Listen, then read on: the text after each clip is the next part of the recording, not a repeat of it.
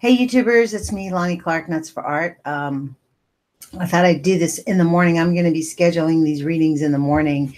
You know, I'm doing these Google Plus things simply because I haven't figured out my camera yet on my laptop, how to get this webcam on the laptop. So it's just a lot easier for me just to use the Google Plus. So anyways, we're going to read this book as the title indicates, and this is number 10. I think we only have one more left.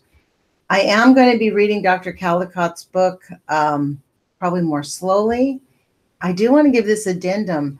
I was watching Dana Durnford's show, The Nuclear Proctologist, on YouTube the other day, and he was talking about, he rants and raves about Dr. Caldicott. I actually got it for the first time why he's so angry. Like, it's taken me a long time. It's almost like I realized like saying anything against Dr. Caldicott or Dr. Busby is like sacrosanct to me. And it really has challenged a lot of my, I don't know, fundamental core issues, I guess. That seems to be a lot of what happens here in doing this nuclear fight, is that a lot of what my core beliefs were have been seriously challenged. So on reading Dr. Caldicott's book, I'm going to read it, but it's interesting because I'm going to have a much more different critical eye now. I'm finishing it mostly because we started it on KEPW radio, and they expect us to finish it, so I'm going to. Anyways, I hope you see that I did start the Spreaker podcasts. I believe that I'm able to figure out how to put them up here on YouTube, which I'm going to be doing. I'm going to start conducting interviews again. So I think I've taken up enough of our time. I'm going to get going and reading on this book. We're on a new subtitle. We're on page, oh my gosh, 866. Globalization and Control. The U.S. is now called a unipolar superpower, the only superpower left on Earth, and having supremacy over the world politically, economically, militarily. And military is most important to the country's power structure. Power structure in quotes. The power structure, more than the country's political far right, sees a U.S. that is overwhelmingly powerful militarily, as required by globalization. The hidden hand of the market will never work without a hidden fist. McDonnell Douglas cannot flourish without McDonnell Douglas, the builder of the F-15, and the hidden fist that keeps the world safe for Silicon Valley's technologies is called the United States Army, Air Force, Navy, and Marine Corps, wrote New York Times foreign affairs columnist Thomas L. Friedman in a March 1999 cover story in the magazine of what is considered the U.S.'s paper of record. You know, I apologize. I don't know. I think I read this, but I'm going to keep going. From where I looked at the last time, that's where it stopped, but I feel like I've read this before. What the world needs now for globalization to work, America can't be afraid to act like the almighty superpower that it is, was the title of the piece written by Thomas L. Friedman in March of 1999. The full cover illustration the full cover illustration for it was a photograph of a clenched fist with stars and stripes painted in it in red, white, and blue. Large-scale ground war is now considered extremely difficult by the U.S., just as the U.S. diplomat told me in Geneva. It's due to, he said, what happened to the U.S. in Vietnam, and it's also a result of TV's round-the-clock coverage when war breaks out these days, giving people a picture of the face of war. 3 GIs were captured during the war in the Balkans in 1998, for instance, and that became a marathon media event, provoking a national trauma before they were released. U.S. military strategy is thus now relying on standoff weaponry, fighting wars from afar with a seemingly bloodless, sanitized video game aura and a minimum of U.S. physical exposure, sending in stealth fighters and bombers, pushing buttons from hundreds, sometimes more than 1,000 miles away, firing off cruise and Tomahawk missiles. Against proliferation and escalation, I believe this is probably where we really stopped. The use of a platform above an opponent's head from which the U.S. can project its power to Earth below is an extension of this new high technology, long-distance way of waging war.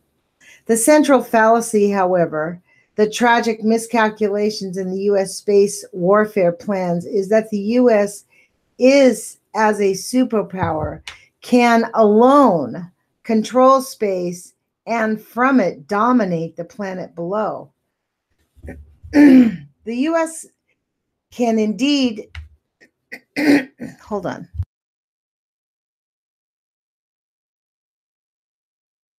Sorry about that. I wanted to clear my throat. The U.S. indeed can move up into space with weapons. But how long will it be up there alone?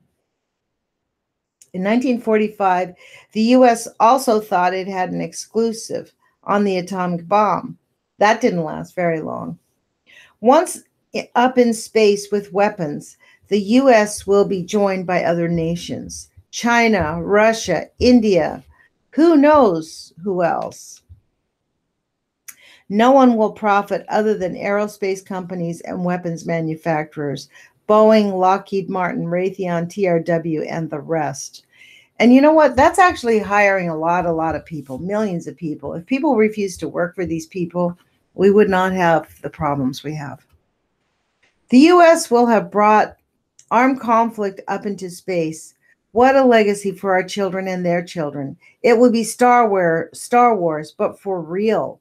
And it would be violent. It would not create less bloodshed than a ground war. It would not play well on TV. It would end up being expensive beyond all belief. It would pollute space with enough debris to make the future space missions impossible.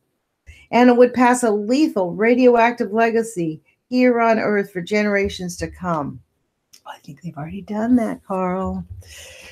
One of the most important decisions affecting the next 1,000 years will be whether to weaponize space or to advance the peaceful uses of space, wrote Patricia Misch, the now Lloyd Professor of Peace Studies and World Law at Antioch College, in her important book, Star Wars and the State of Our Souls, Deciding the Future of Planet Earth. She goes on to say, powerful economic, political, technocratic, military, and other forces want to weaponize space, she wrote back in 1984, and her words and the situation are as pressing today, and even today, 2018. To do so would virtually close the gateway to the peaceful uses of space.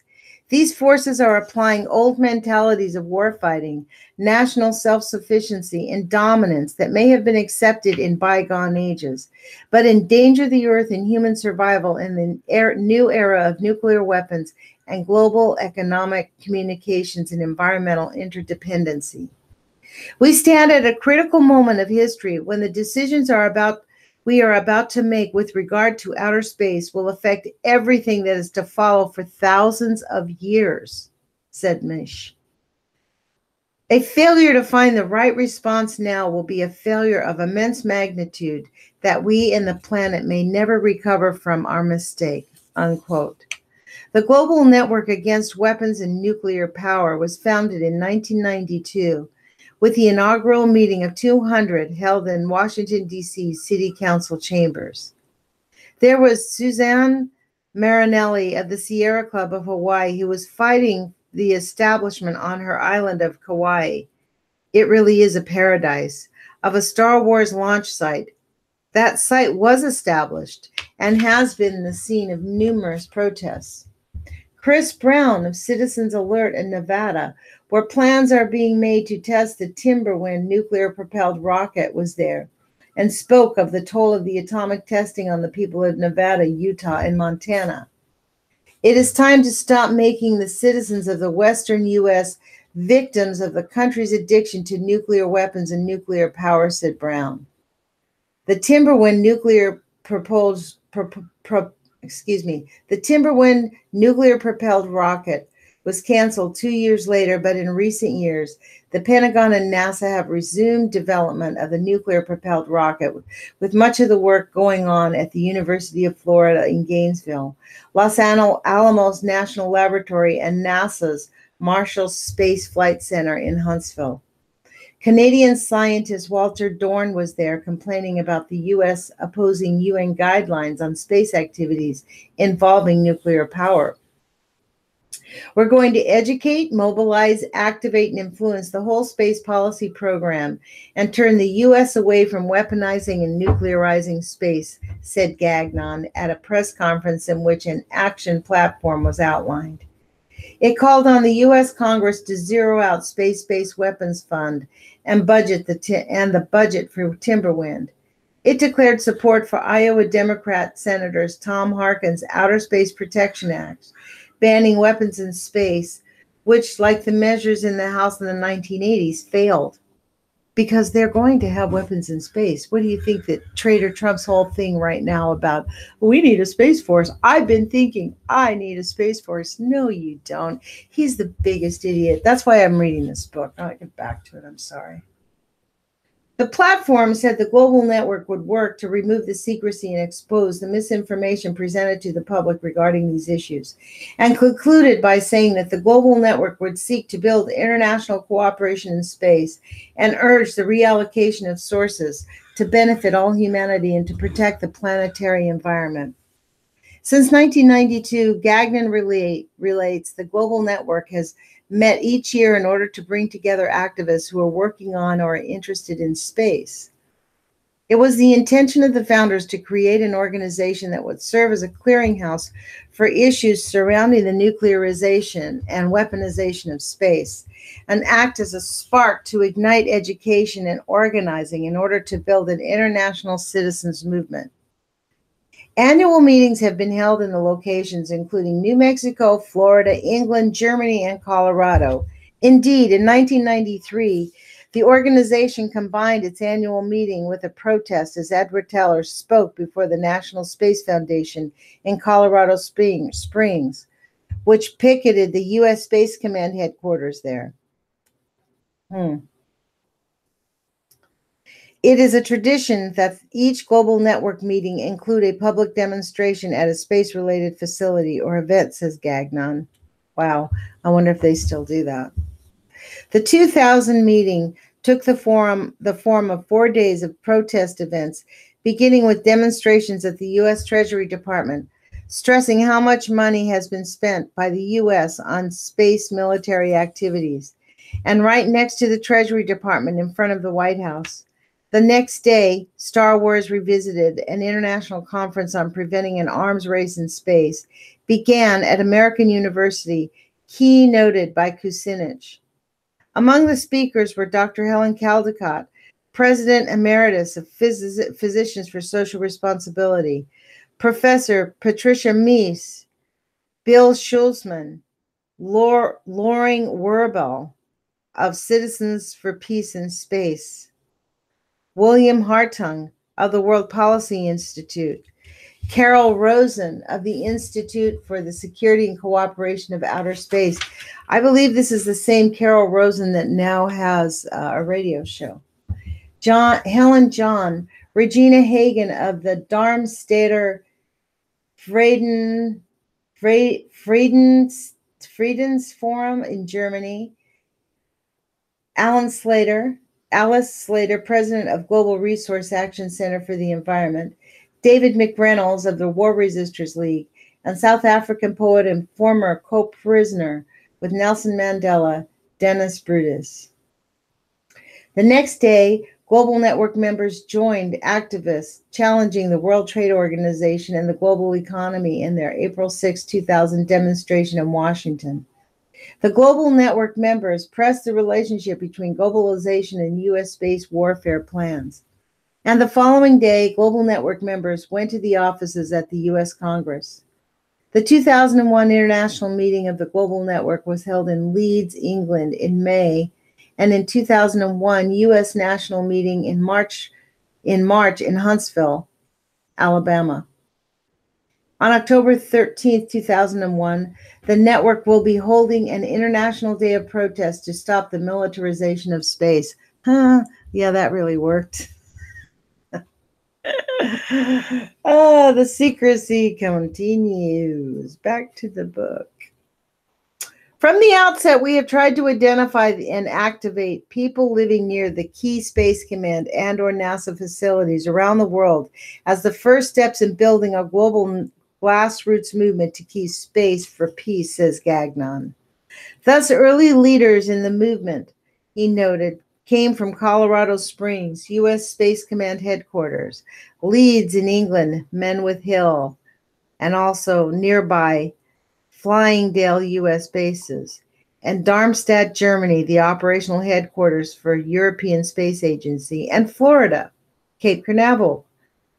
Gagnon, a former organizer for the United Farm Workers Union and a U.S. Air Force Vietnam-era veteran, was for 14 years coordinator of the Florida Coalition for Peace and Justice. The global network in its early years was based out of the office of the Florida Coalition.